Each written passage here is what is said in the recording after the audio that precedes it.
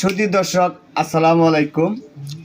জামালপুর জেলা মাদারগঞ্জ থানা ২ নং করেছড়া ইউনিয়নের ২ নং ওয়ার্ডে আমার এক ছোট ভাইস্তা, সে বলে নম্বর পদপ্রার্থী। তার মুখ থেকে আমরা অনেকজনের কাছ থেকে শুনছি সে দাঁড়াবে। এখন তার মুখ থেকে যদি আমরা কিছু জনগণের স্বার্থে যদি কিছু কথা বলে তা আমরা ধন্য হব। সে ছোট মানুষ, সে মানে এই নম্বর হয়ে জনগণের কি উপকার করতে পারে সে তার মুখ থেকে আমরা কিছু শোনার জন্য আহ্বান করলাম। আঙ্কেল, আপনি কিছু বলেন জনগণের মাধ্যমে। এক চাচা সাংবাদিক আমাকে কিছু প্রশ্ন করেছে, আমি সকল উত্তর দেবো ইনশাল্লাহ।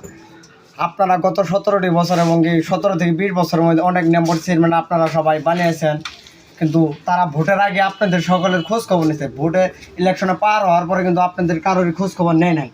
অতএব তারা টাকা দিয়ে ইলেকশনের নম্বর এবং চেয়ারম্যান পার হয়েছে। কেউ 20 লাখ, কেউ 15 লাখ, কেউ 1 কোটি, কেউ 2 কোটি টাকা দিয়ে ইলেকশনে পার হওয়ার পরে তাই কিন্তু আপনাদের জনগণের কোনো খোঁজ খবর রাখে নাই।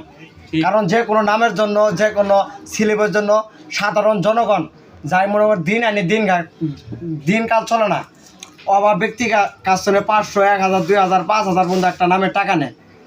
কারণ তাই কিন্তু টাকা দিয়ে ইলেকশনের নম্বর পার হয়েছে, কিন্তু জনগণের ভালো চায় না। ইনশাল্লাহ আমার তরুণদের প্রথম ভোট যোগ্য ব্যক্তিকে যেন দেওয়া হয়, এটা আমার আশা।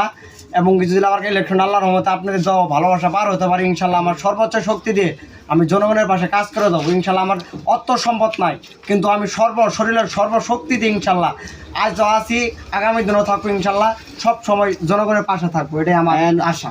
অনেক মুখ থেকে অনেক কিছু শুনলাম। এখন আমার ভাইস্তা আছে, ভাতিজা যদি কিছু বলে তাহলে আমরা কিছু সান্ত্বনা থাকতে পারবো। আসসালামু আলাইকুম। কাকা যে কথাটা বলছে ঠিক আছে।